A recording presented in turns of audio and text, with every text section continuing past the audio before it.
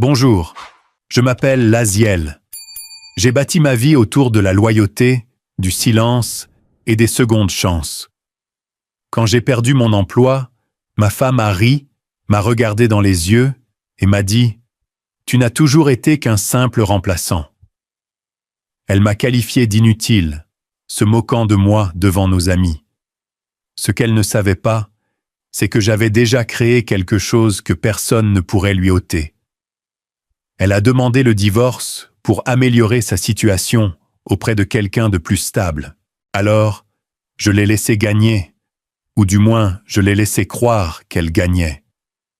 Et quand elle a découvert ce que j'avais réellement obtenu en partant, ce n'était pas seulement 17 millions de dollars. C'était le dernier mot. Mais à ce moment-là, était-il trop tard pour que la vérité ait un quelconque sens ? Je suis rentré à la maison 3 heures plus tôt que d'habitude. Le bureau s'était tu ce matin-là. Trop silencieux. À midi, mon badge ne fonctionnait plus. Les ressources humaines n'ont même pas croisé mon regard. Restructuration, ont-ils dit. Budget.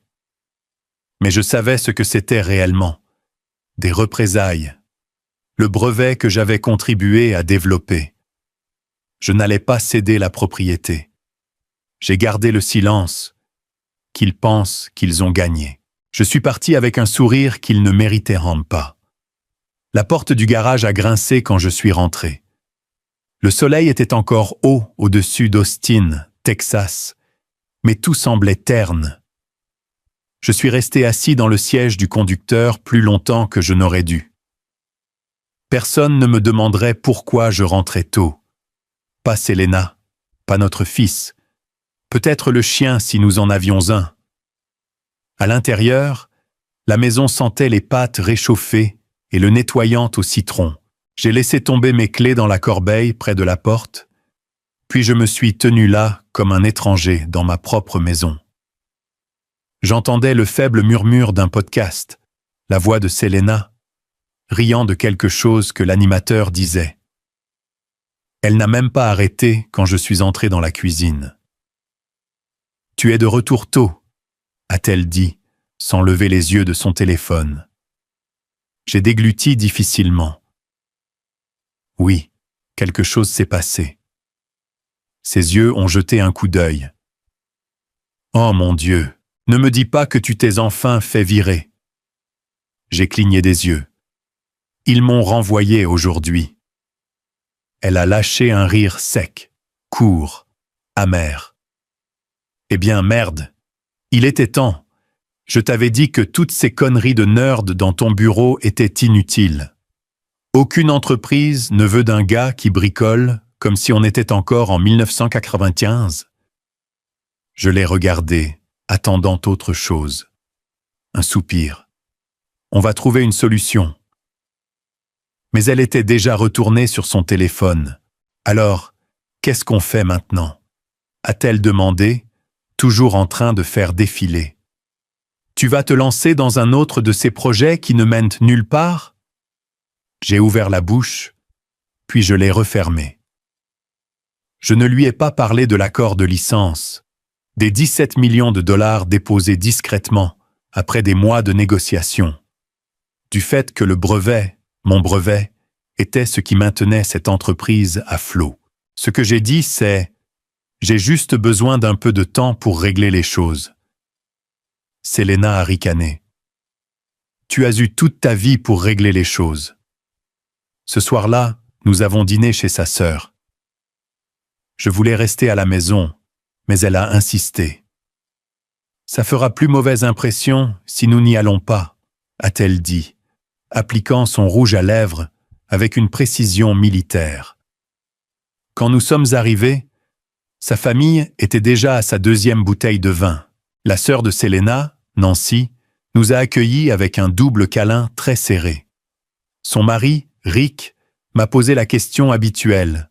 « Comment ça va le travail ?» tout en servant du rôtre trop cuit. Selena n'a pas attendu. Elle s'est penchée en arrière sur sa chaise, faisant tourner son verre, et a dit assez fort pour que tout le monde l'entende. Alors Laz a finalement été viré aujourd'hui. La pièce s'est figée une seconde. Juste une seconde. Puis Rick a ri. Ouais, j'imagine qu'ils ont finalement compris qu'ils se cachaient dans ce laboratoire à jouer à l'inventeur, hein? Même Nancy a gloussé. Le pauvre. Peut-être qu'il est temps de trouver un vrai travail, comme enseigner ou faire Uber. Selena a ajouté. Il a toujours ces petits carnets bizarres. Peut-être qu'un jour, il inventera un grille-pain qui ne brûle pas les bagels. Son père n'a pas ri. Il a juste secoué la tête. Ton frère a toujours eu un meilleur sens des affaires. Je n'ai rien dit. Ma fourchette raclait l'assiette. Ma poitrine était vide, comme si quelqu'un avait creusé quelque chose en moi et avait oublié de le remettre. En rentrant, elle fredonnait la radio comme si de rien n'était, comme si elle ne m'avait pas éviscéré devant une table pleine de monde. « Tu n'aurais pas dû dire ça comme ça, » ai-je murmuré. « Quoi ?» Elle a haussé les épaules. Ce n'est pas comme si ce n'était pas vrai. Cette nuit-là, je n'ai pas pu dormir. Je me suis levé, pieds nus, jusqu'au garage. Il sentait encore l'huile et la poussière. J'ai allumé la vieille lampe et je me suis assis sur le tabouret de l'établi, celui qu'elle appelait ma capsule de sauvetage. J'ai ouvert le placard en dessous et j'ai sorti la boîte en bois que je n'avais pas touchée depuis des années. À l'intérieur se trouvaient des croquis aux coins cornés, jaunis par le temps. Mes premières conceptions. Certaines n'ont jamais été construites. Certaines sont devenues des plans pour des choses réelles. J'en ai ramassé une. Un vieil schéma d'un outil de diagnostic médical.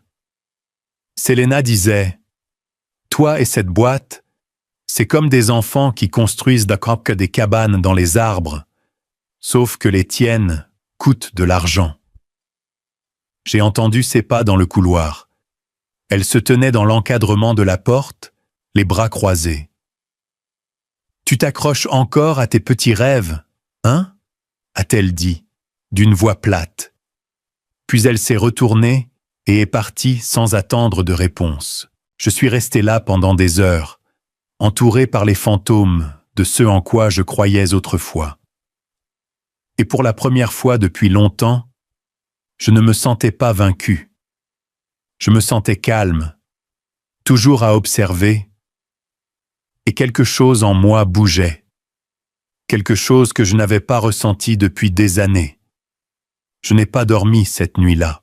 Après que Selena soit partie de la porte du garage, je suis resté assis là, mes mains toujours posées sur le couvercle de cette vieille boîte en bois, le bourdonnement de la lumière au plafond et le léger chant des grillons dehors remplissant le silence qui était devenu si familier entre nous. Il était étrange qu'un mariage puisse encore exister sur le papier et pourtant mourir dans chaque pièce de la maison. J'ai écarté les croquis et j'ai atteint le fond de la boîte. Je me suis souvenu d'une petite clé noire que j'avais rangée il y a des années, à l'époque où je croyais encore en certaines choses. J'ai fouillé dans le coin inférieur, en effleurant des papiers cassants et des fils emmêlés, jusqu'à ce que mes doigts touchent du plastique. La voilà. Une minuscule clé USB noire mat. Pas d'étiquette à l'extérieur. Juste une légère éraflure sur un bord. Je l'ai rentrée, l'ai branchée sur le vieux bureau dans le coin du garage, et j'ai attendu. L'écran a clignoté. Puis, brevet 1971. Prototype laps final. Ma gorge s'est serrée. J'ai cliqué sur les dossiers. Plans, démos vidéo, présentations datées, certaines remontant à 2010, et puis, enfouie à mi-chemin de la liste, se trouvait la copie numérisée du certificat de brevet original. Je me souvenais l'avoir imprimé la nuit où j'ai reçu l'email d'approbation, l'avoir mis dans le bac de l'imprimante pour le montrer à Selena le lendemain matin, mais je ne l'ai jamais fait. Je l'ai déposé seul. Pas de cotitulaire, pas de nom d'employeur, juste le mien. Kath L. J'étais tellement fier Mais mes frères ont appelé ça une perte de temps. Tu n'en tireras jamais $1. L'un d'eux a dit que Selena, à l'époque, avait touché le bord d'un de mes dessins et avait dit « C'est bien de rêver. Assure-toi juste que tes rêves ne fassent pas de toi un imbécile. » Cela m'a piqué plus que je ne voulais l'admettre. Alors je l'ai rangé, enterré avec les autres. Puis j'ai laissé la vie devenir bruyante. Remboursement de prêts, l'école de notre fils, les ambitions de Selena. J'ai joué le rôle, pourvoyeur, soutien, réparateur silencieux. Le brevet est resté dans une boîte pendant 15 ans, mais il n'a jamais expiré. Pas légalement, et certainement pas dans mon esprit. J'ai ouvert une feuille de calcul et j'ai commencé à faire une liste. Toutes les pièces que j'avais récupérées, notes, unités de test, journaux de dépenses, même mes anciens emails à l'ingénieur que j'avais envisagé d'embaucher autrefois. Mes doigts travaillaient vite, mais mes pensées ralentissaient. Pourquoi avais-je caché cela d'eux? D'elle? Je connaissais déjà la réponse, car quand j'essayais de briller, ils fermèrent les stores. À l'étage, j'ai entendu des pas. Les planchers ont craqué au-dessus de la cuisine, puis du couloir, puis rien. J'ai supposé que Selena était allée se coucher. J'ai éteint le moniteur et je me suis dirigé vers le bas de l'escalier en écoutant. La porte de la chambre s'est fermée. Elle ne savait pas que j'avais ouvert cette clé USB. Elle ne savait pas que je me souvenais de qui j'étais avant d'être enterré sous ses attentes. Ce que j'ignorais, ce que je n'aurais pu imaginer, c'est qu'à ce moment précis, elle était assise sur le bord de notre lit, tenant son téléphone bas contre sa jambe. L'écran brillait doucement dans le noir, son pouce bougeait rapidement. AD. Un message, presque arrivé. Il craque, juste un peu plus. Il n'y avait pas de nom, pas de photo, juste D et le silence de l'autre côté. Pas de point tapant en retour. Juste la certitude froide et confiante qu'elle contrôlait quelque chose que je n'avais pas encore vu. En bas, je me suis servi un verre d'eau et je me suis tenu à la fenêtre de la cuisine. Mon reflet avait l'air fatigué, mais il y avait autre chose. La résolution, pas la rage, pas le chagrin, juste une pulsation constante de détermination. Le lendemain matin, je me suis levé tôt, avant le lever du soleil. Selena était déjà partie. Sa tasse de café était vide dans l'évier, une trace de rouge à lèvres sur le bord. Un post-it sur le comptoir disait « J'ai pris la voiture. Ne m'attends pas. » Je suis retourné au garage, j'ai allumé l'ordinateur à nouveau et j'ai envoyé un email à l'un de mes anciens contacts, quelqu'un de Chicago qui avait autrefois proposé de licencier mon travail précoce. Je n'avais jamais donné suite. Mais maintenant, j'avais un levier différent. J'ai numérisé des reçus, des prototypes, des emails archivés. Tout ce que j'avais autrefois considéré comme des détritus, je le cataloguais comme de l'or. Ligne par ligne, j'ai commencé à reconstituer mon inventaire, pas seulement des pièces ou des fichiers. De moi, de l'ancien moi. Celui qui rêvait comme s'il n'avait rien à perdre. J'ai fermé la feuille de calcul vers midi. Il faisait chaud dans le garage. Un rayon de soleil a traversé la table, atterrissant sur un cadre photo enfoui sous une pile de livres. Je l'ai ramassé. C'était nous, Selena et moi, à l'époque où elle me regardait encore comme si je construisais un vaisseau spatial, pas comme si je jouais avec des détritus.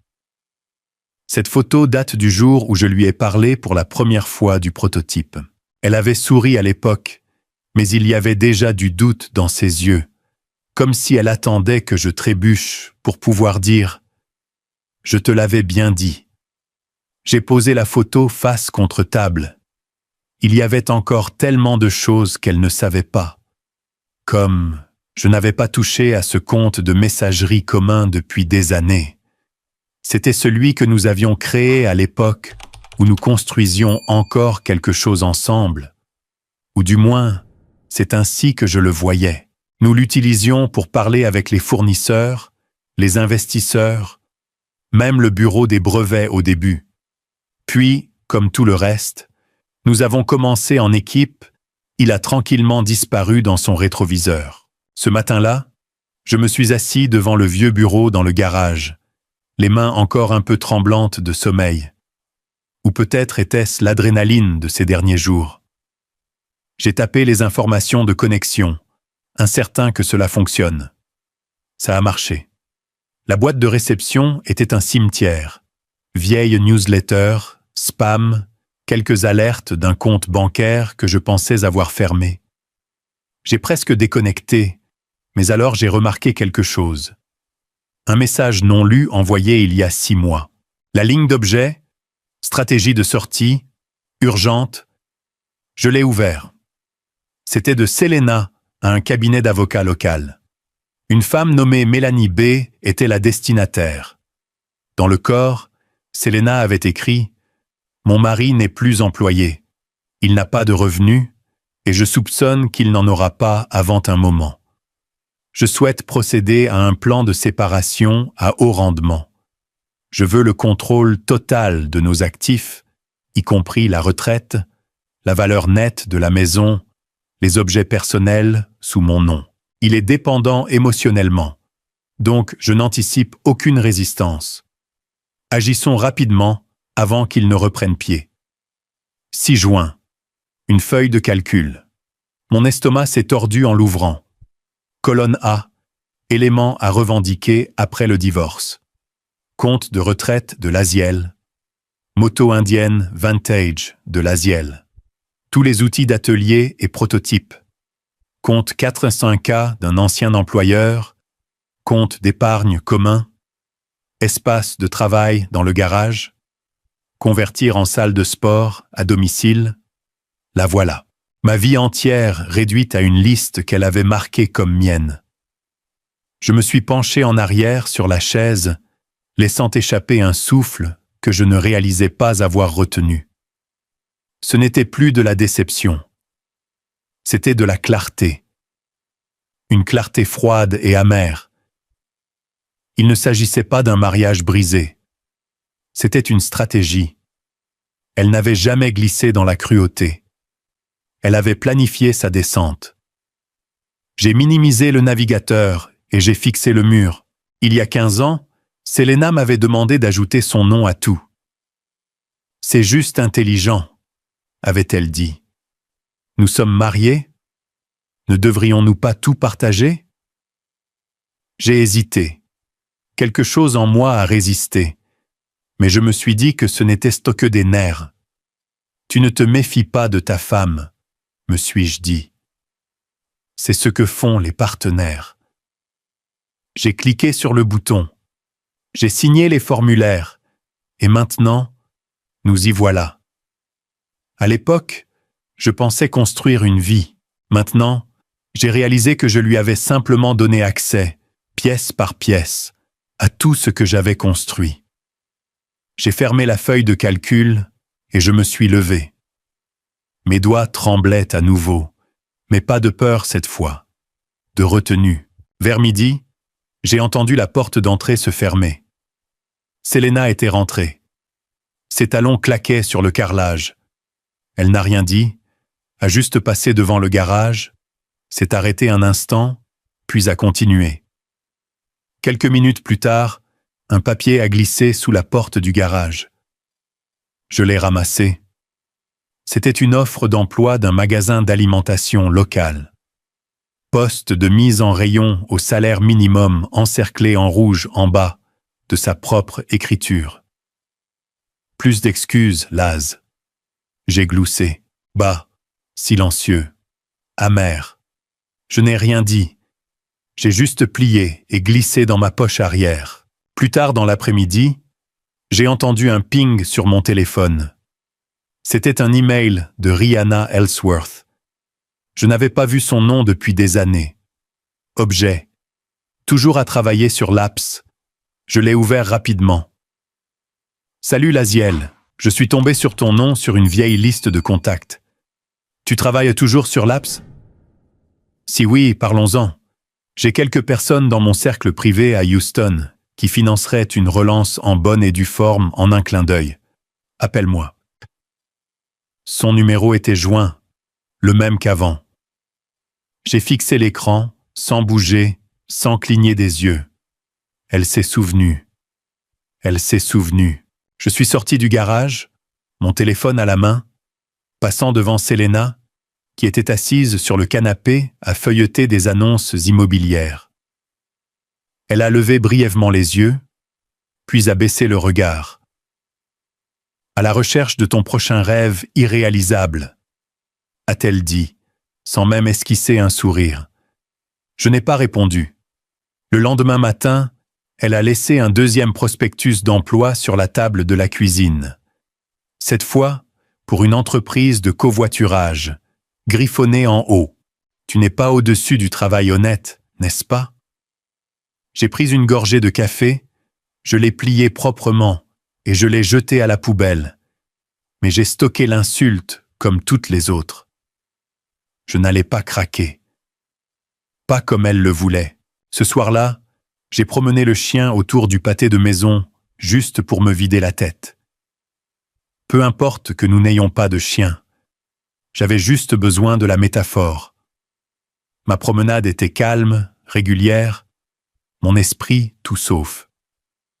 Je suis entré dans le garage et j'ai composé le numéro de Rihanna.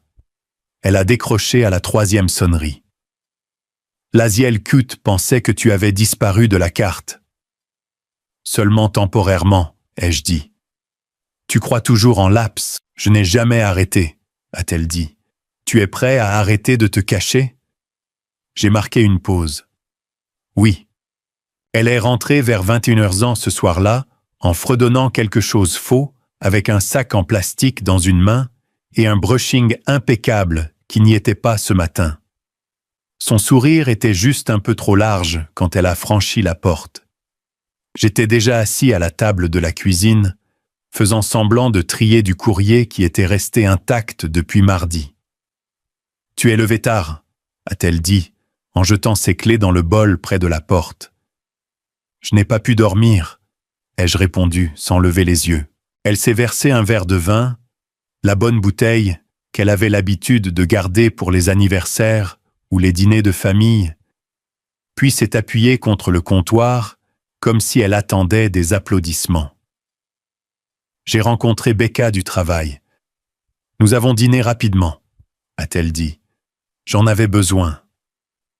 Elle ne m'a pas demandé ce que j'avais fait de ma soirée. Elle ne l'a jamais fait. Mais cette nuit-là, pendant qu'elle sirotait et faisait défiler son téléphone, je prenais des mesures qu'elle ne verrait jamais venir. Dans le garage, derrière un tiroir verrouillé de mon vieil établi, j'avais dépoussiéré quelque chose que je n'avais pas touché depuis près de 10 ans. Mon ancien portefeuille Ledger. Je l'ai branché à mon ordinateur portable. J'ai entré la phrase de récupération de mémoire. Un long moment tendu s'est passé. Puis, le solde s'est chargé. Un peu plus de 85 000 $ de crypto. J'avais presque oublié ça, mis de côté quand j'ai fait un projet de conseil avec un groupe de développeurs canadiens. Ils avaient payé la moitié en Bitcoin. Je ne l'avais jamais encaissé. À l'époque, Selena disait que la crypto était de l'argent de Monopoly de nerd et levait les yeux au ciel quand j'en parlais. Ce soir, cependant, cet argent de nerd est devenu mon premier souffle d'air financier. Je l'ai transféré sur un nouveau compte bancaire personnel que j'avais ouvert discrètement ce matin-là. Nouvelle adresse e-mail, nouveaux identifiants, séparés de tout ce que Selena pouvait retracer. Il ne s'agissait pas de vengeance, c'était de la survie. Et cela semblait pur. Le lendemain matin a commencé comme la plupart des matins récemment, un silence mesuré autour du café noir et du pain grillé sec. Selena n'a levé les yeux de son téléphone à aucun moment. Mais quand elle s'est levée et a fait glisser une pile de papier sur la table, elle l'a fait avec la précision de quelqu'un qui termine un coup d'échec. « Qu'est-ce que c'est » ai-je demandé en feuilletant les pages. Accord de séparation, a-t-elle dit en sirotant son café. Cela rend les choses plus claires. Pas de drame, pas de mauvaise surprise. J'ai parcouru les pages, reconnaissant le ton d'une main professionnelle. Elle avait eu de l'aide pour rédiger cela. Les sections étaient donc à soigner. Division d'actifs, responsabilité partagée, même une clause sur la distance émotionnelle et les écarts de style de vie irréconciliables. Ce n'est pas personnel, a-t-elle ajouté, me regardant enfin. C'est juste pratique. J'ai hoché lentement la tête, avec nonchalance. Bien sûr. Puis j'ai pris un stylo et j'ai signé le brouillon sans demander de modification. Pour la première fois depuis des semaines, je l'ai vue tressaillir. Elle l'a masqué par un léger hochement de tête suffisant et a siroté à nouveau son café comme si elle venait de conclure une transaction commerciale. Mais je l'ai vue, cette petite fissure dans sa confiance. C'est là que j'ai compris qu'elle attendait une résistance, un drame, de l'émotion. Au lieu de cela, mon accord calme, une toile vierge, l'a désarçonné. Parfois, le meilleur piège, ai-je pensé, est celui dans lequel on entre en souriant. Je me suis levé, j'ai rincé ma tasse et je l'ai laissée à table. Elle n'a pas suivi. Cet après-midi-là, j'ai passé mon temps dans le garage, méthodique, concentré. J'ai organisé chaque outil par fonction, étiqueté les boîtes avec des étiquettes d'inventaire et empilé mes plans dans des pochettes en plastique. L'air sentait le métal et la poussière, et quelque chose de plus âcre, quelque chose qui prenait vie. Au moment où le crépuscule s'est installé, j'avais déplacé mes pièces de prototype dans un coin et dégagé de l'espace pour l'assemblage. J'ai installé une nouvelle serrure sur la porte, non pas parce que je pensais qu'elle fouillerait, mais parce que j'avais besoin d'une limite, d'une ligne qu'elle ne pourrait pas franchir. Au dîner, elle parlait à peine. Elle ne faisait que regarder son téléphone, piquer sa salade et mentionner à brûle-pourpoint que le collègue de son mari s'était mis à faire des substitutions d'enseignement juste pour contribuer quelque chose. Je n'ai pas répondu. Je l'ai laissé remplir le silence avec de petites piques, des coups subtils déguisés en observations désinvoltes. Tu sais, certains hommes de ton âge commencent à se sentir à l'aise. C'est dangereux. Ils oublient à quoi ressemble l'ambition. Je lui ai adressé un sourire qui n'atteignait pas mes yeux. J'imagine que oui. Après le dîner, je suis passé devant elle pour aller au garage et j'ai verrouillé la porte derrière moi. Là, seul dans la faible lumière jaune, j'ai passé ma main sur la table propre. Plans, outils, idées qui comptaient autrefois. Ils compteront à nouveau. Elle jouait aux dames. Je pensais déjà à 12 coups d'avance. Donc, vendredi matin, j'étais à mi-chemin du tri de vieilles factures dans le garage quand j'ai entendu la boîte aux lettres se fermer avec un claquement. Le son résonnait plus fort qu'il n'aurait dû. Je suis sorti, j'ai essuyé la poussière de mes mains et j'ai sorti la pile. Niché entre des coupons d'épicerie et un relevé bancaire, il y avait une épaisse enveloppe blanche, marquée de courrier recommandé. Signature requise. Je n'ai pas eu besoin de l'ouvrir pour savoir qui l'avait envoyé. Je l'ai rentré, j'ai déchiré le haut proprement et j'ai sorti les papiers. Le ton était plus froid que la glace. Chaque mot était rédigé avec un détachement chirurgical. L'avocat de Selena, Edward M. Keynes, décrivait sa demande de séparation immédiate. Elle déposait sous prétexte de différences irréconciliables, mais dans le corps de la lettre, tout était clairement exposé dans des détails saisissants. Instabilité financière, incapacité à subvenir aux besoins, abandon émotionnel. Elle voulait la pleine propriété de la maison, de la voiture, l'accès à tous les comptes partagés. Elle demandait même la prise de décision principale sur tous les actifs communs dans l'intérêt de la continuité du foyer. J'ai posé les papiers lentement, leur poids bien plus lourd que leur page littérale. Ce n'était pas juste des papiers. C'était une tactique conçue pour me piéger dans le rôle du mari absent et irresponsable. Mais elle avait mal calculé une chose. Je n'étais pas absent, je regardais. Plus tard dans l'après-midi, j'ai traversé la ville pour voir ma sœur, Marina. Elle vivait dans une modeste maison nichée derrière une rangée de vieux noyers. Dès qu'elle a ouvert la porte et m'a vu, elle n'a pas souri. Elle s'est juste écartée, a hoché la tête une fois et m'a laissé entrer. « Du café ?» a-t-elle demandé. « S'il te plaît. » Nous nous sommes assis dans sa cuisine, la même où il y a des années, j'avais l'habitude de réparer son Wi-Fi et d'installer ses ventilateurs de plafond. Elle n'avait pas changé d'un pouce, toujours pieds nus, toujours sans fioriture. « Je suppose que ce n'est pas un appel social », a-t-elle dit en me glissant ma tasse sur la table. J'ai hoché la tête. Elle a déposé le bilan. C'est officiel maintenant. Marina n'a pas scié. Elle a juste siroté. Tu vois enfin ce que nous voyons tous. J'imagine que oui. Elle travaillait sur ça depuis des années, Laz. Tu ne voulais juste pas le voir. J'ai de nouveau hoché la tête, mais mon silence en disait plus que les mots. Je n'avais pas besoin de conseils juridiques de Marina. J'avais besoin de me retrouver. « Ne la laisse pas écrire ta fin », a-t-elle dit doucement. Cela m'a touché plus fort que je ne l'avais prévu. Je suis resté une demi-heure de plus à parler de rien. De son chien, de sa nouvelle voisine, d'une clôture cassée qu'elle oubliait toujours de réparer.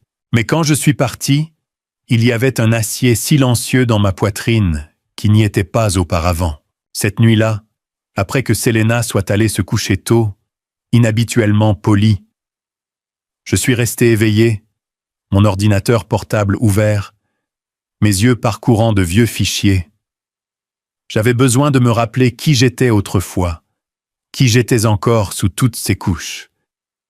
Et comme si elle était appelée par la pensée, un souvenir est réapparu. Il y a 7 ans, ma première start-up s'était effondrée sous la pression après qu'une affaire ait échoué. Je me tenais dans le jardin de mes parents, essayant d'expliquer ce qui s'était passé. Cliff, mon frère aîné, ne m'a pas laissé finir.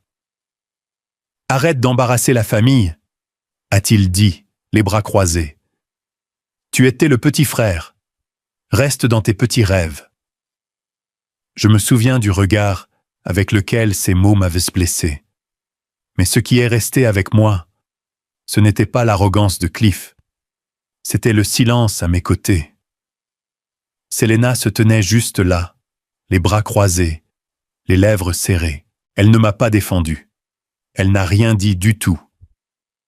Plus tard cette nuit-là, je lui ai demandé pourquoi elle n'avait rien dit. Elle a juste haussé les épaules et a dit « J'ai pensé que tu voudrais régler ça toi-même. » J'ai avalé ce mensonge, comme j'avais avalé tant d'autres. De retour dans le présent, j'ai ouvert mon tiroir et j'ai sorti la seule chose qu'elle avait oubliée qu'elle existait. Le dépôt de brevet original pour le prototype LAPS. Je l'ai étalé sur la table, passant mes doigts sur l'encre délavée. La voilà. Mon nom, Laziel Cut, déposé seul. Pas de copropriétaire, pas d'amendement, pas de droit cédé. Selena n'avait jamais été dessus. Elle n'avait jamais demandé et je n'avais jamais proposé. J'ai ouvert mon email. Il y avait un message d'elle, horodaté 15h17. Objet. Veuillez signer le transfert de propriété. Message. Ne rendons pas les choses plus difficiles qu'elles ne doivent l'être. C'est juste pour la clôture. Clôture? Non, Selena. C'était ton ouverture, mais c'est maintenant mon jeu. Je n'ai pas répondu. Je me suis assis sur ma chaise, tenant le brevet dans une main, regardant le curseur clignoter sur l'écran de réponse vide. Pour la première fois depuis des semaines, j'ai souri. Pas par mesquinerie, pas par vengeance, mais parce que je voyais clairement le plateau maintenant. Elle pensait que j'allais me laisser faire. Elle a oublié que j'avais inventé la chose qu'elle essaie maintenant de voler. Je n'ai pas dormi cette nuit-là. Pas à cause du stress, pas à cause de la colère, mais parce que pour la première fois depuis longtemps, je ne réagissais pas. Je calculais. Vers 3 heures du matin, quand la maison était complètement silencieuse, et même le vent extérieur semblait hésiter, j'ai déverrouillé la porte latérale menant au garage et j'y suis entré. Le sol en béton était encore chaud de la journée. Mes pieds se sont mis en mouvement par mémoire. Dans le coin le plus éloigné, sous une vieille bâche vert armé, se trouvait le coffre-fort que je n'avais pas ouvert depuis des années. J'ai composé le code à 6 chiffres, l'anniversaire de mon père, quelque chose que personne ne devinerait comme étant important pour moi, et j'ai ouvert la porte. La voilà, épaisse, usée, la reliure noire. Les bords étaient courbés. La couverture avant avait encore la légère tache de café brun que j'y avais laissée la nuit où j'avais soumis le brevet. À l'époque où je pensais que la partie la plus difficile de la poursuite des rêves était le risque, pas les gens que vous alliez emmener en balade. J'ai apporté la reliure à l'établi, j'ai allumé la lampe de bureau et je l'ai ouverte. Notes, croquis, diagrammes, dates, tout de ma propre écriture. Page après page. L'évolution de mon invention lapse. Mais la page la plus importante, glissée juste après les diagrammes techniques, la clause juridique. Toute propriété intellectuelle créée uniquement par le demandeur reste sous la pleine propriété légale du demandeur, indépendamment du statut matrimonial ou de l'affiliation domestique. J'ai pris une photo avec mon téléphone, l'ai sauvegardée 2 fois, une dans le cloud, l'autre dans un dossier crypté. Cette clause était mon levier, mon bateau de sauvetage, mon épée et mon bouclier. Plus tard dans la journée, j'ai traversé la ville jusqu'à un espace de coworking qui ressemblait à n'importe quel autre centre de démarrage. Pouf, distributeur de café, la faible odeur d'une ambition trop grande. Yann m'attendait déjà dans la salle arrière derrière un mur de verre. Mon ancien cofondateur, le gars qui avait aidé à construire les premiers prototypes de l'apps avant de se lancer dans le capital risque. Nous ne nous sommes pas serré la main, juste un signe de tête. « Tu as vraiment tout gardé tout ce temps ?» a-t-il demandé. Chaque ligne de code, chaque mise à jour de brevet, chaque lettre de refus. Yann s'est penché en arrière, a laissé échapper un lent sifflement. « Tu es soit têtu, soit un génie. » Un peu des deux, ai-je dit. Il a tapoté son ordinateur portable. Je peux le faire parvenir à 3 cabinets que je connais officieusement.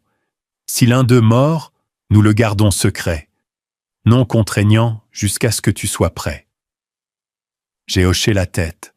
La discrétion est non négociable. Tu es sur le point de devenir le perdant le plus riche d'Austin, a ricané Yann. Je préfère être sous-estimé, ai-je répondu. Le soir suivant, Selena organisait une de ses réunions de dîner. Elle appelait ça des rencontres, mais elles ressemblaient toujours davantage à des vitrines. La salle à manger était préparée comme une page de magazine. Serviettes en lin, bougies à la romarin, un plateau de charcuterie avec plus d'étiquettes que je ne pouvais en lire. Je suis resté silencieux pendant la majeure partie de la soirée, sirotant un ginger ale tout en l'écoutant raconter sa version de notre vie.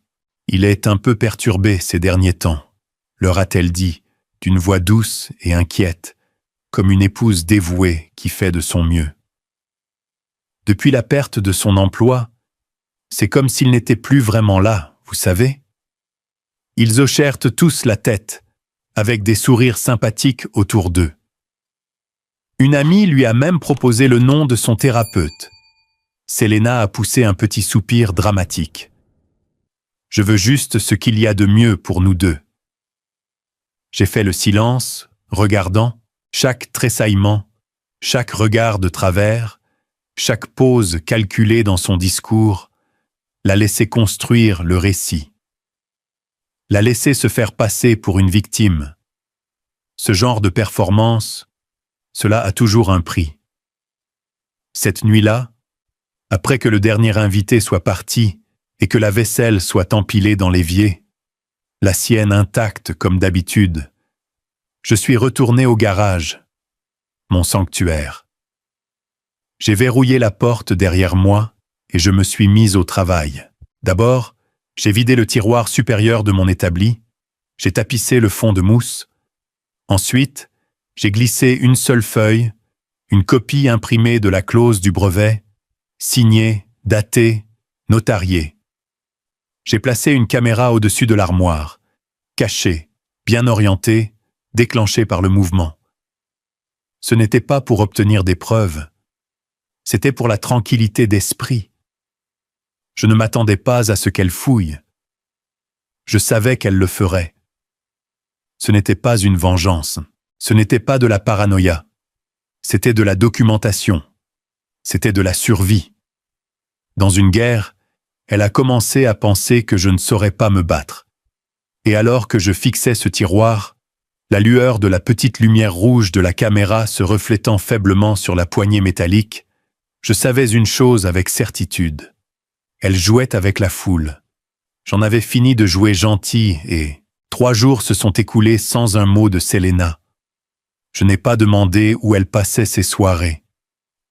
Je me fichais de ce qu'elle murmurait dans son téléphone à huis clos. J'ai laissé le silence planer dans l'air comme de la fumée, épais, révélateur, attendant d'étouffer quelqu'un. La 3e nuit, juste après minuit, le détecteur de mouvement du garage a fait biper mon téléphone. Elle était entrée. J'ai tapoté la notification et j'ai regardé en direct depuis mon écran alors que Selena se glissait dans le garage comme un voleur dans sa propre maison. Elle n'a pas hésité, est allée directement au tiroir, celui avec la page du brevet. Elle a déplié le papier, ses yeux passant rapidement d'un bord à l'autre, comme si elle le mémorisait. Puis elle a pris une photo. Elle n'a pas vu la petite lumière rouge clignotante derrière elle. Je ne suis pas entré en trombe dans le garage. Je n'ai pas crié, je n'ai même pas tressailli. J'ai simplement enregistré la vidéo, les horodatées et les transmises à mon avocat. Il n'y avait pas besoin d'élever la voix. J'avais déjà élevé ma preuve. Dès le lendemain matin, Selena avait déposé une requête au tribunal. Son avocat a affirmé avoir de nouvelles preuves concernant un actif conjugal caché, mon brevet. Elle voulait qu'il soit gelé, examiné, divisé. Mon avocate n'a même pas scié quand je lui ai tendu la vidéo. 2 jours plus tard, nous étions au tribunal. La même salle d'audience, la même juge, les mêmes murs d'un beige terne. Selena s'est présentée en blanc cette fois. Symbolisme peut-être, ou juste de l'arrogance. Son avocat avait ce dynamisme habituel, comme un homme qui pensait que la ligne d'arrivée était à portée de main.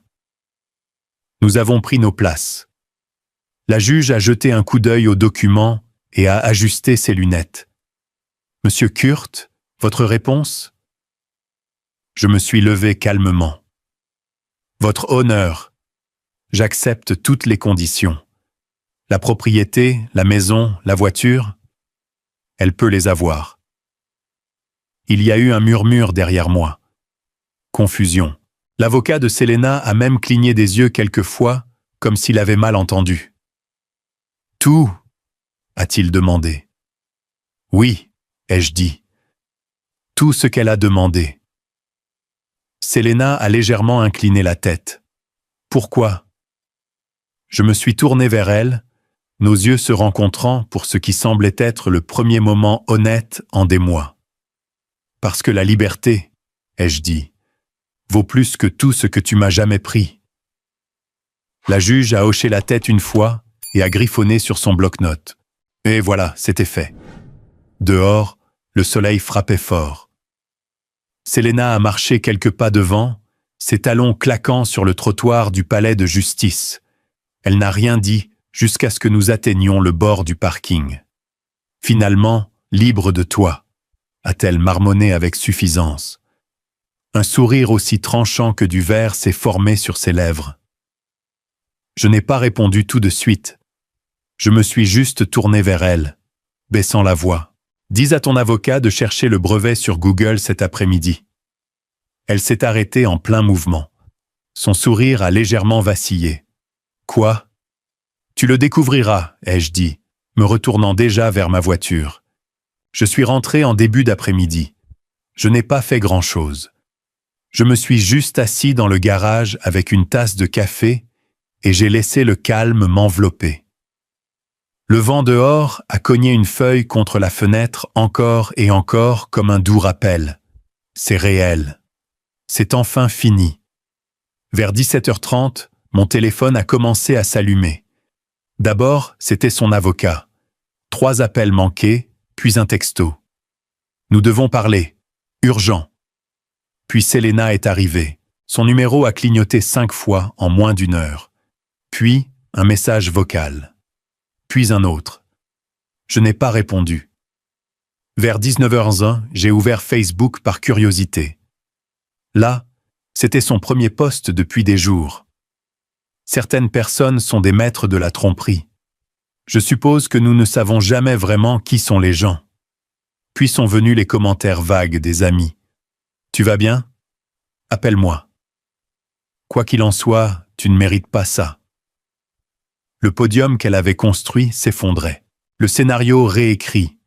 Le public confus, peut-être même retourné. Et moi? Je n'ai rien dit. Je n'avais pas besoin de le faire.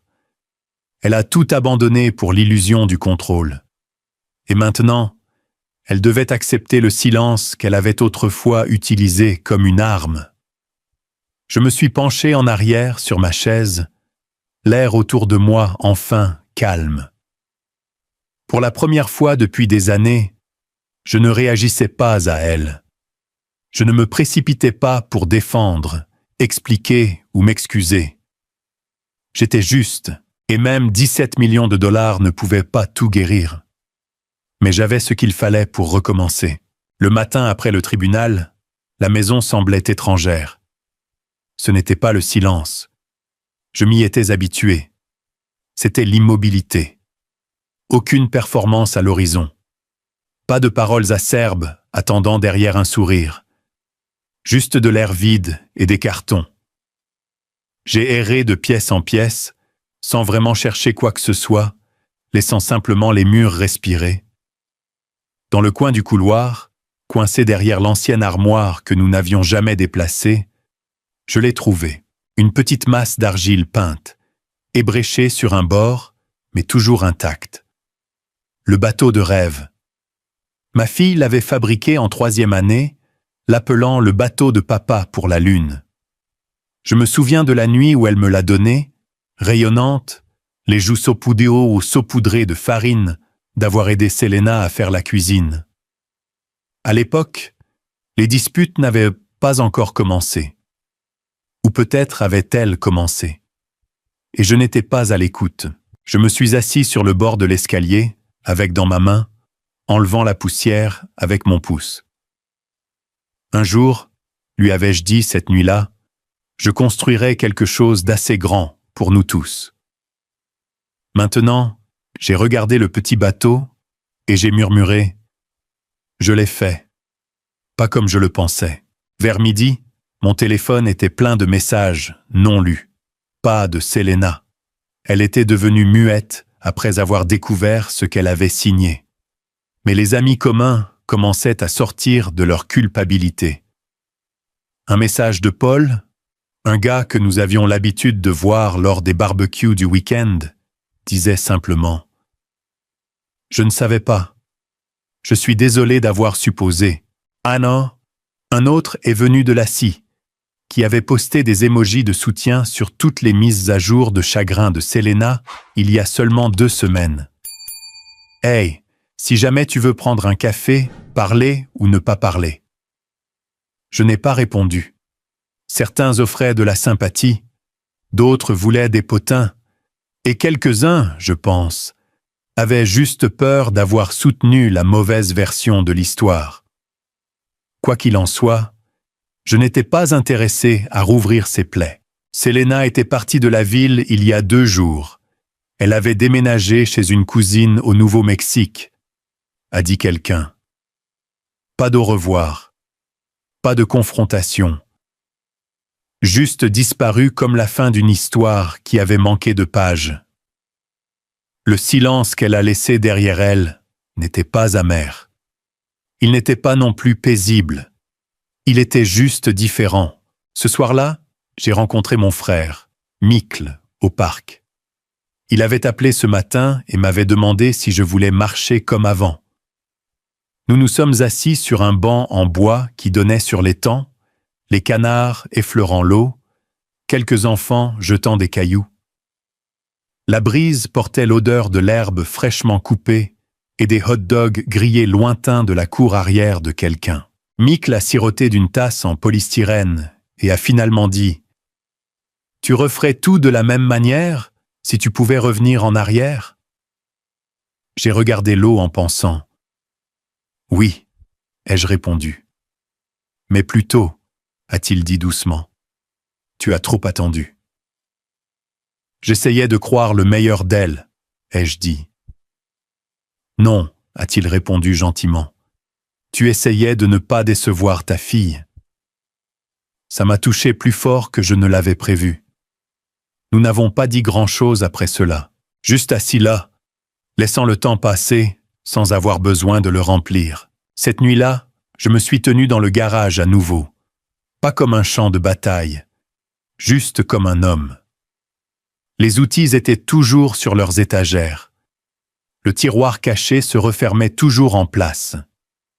Et à l'intérieur de ce tiroir, j'ai gardé la page, mes griffes de brevet, non plus comme une arme, mais comme un rappel.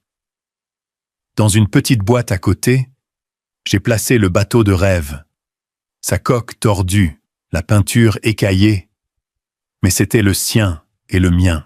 Et aucune décision de justice ne pouvait toucher cela. Je suis en thérapie maintenant. Vraie thérapie. Pas seulement lire des livres d'auto-assistance entre les catastrophes. J'ai appris à mieux écouter.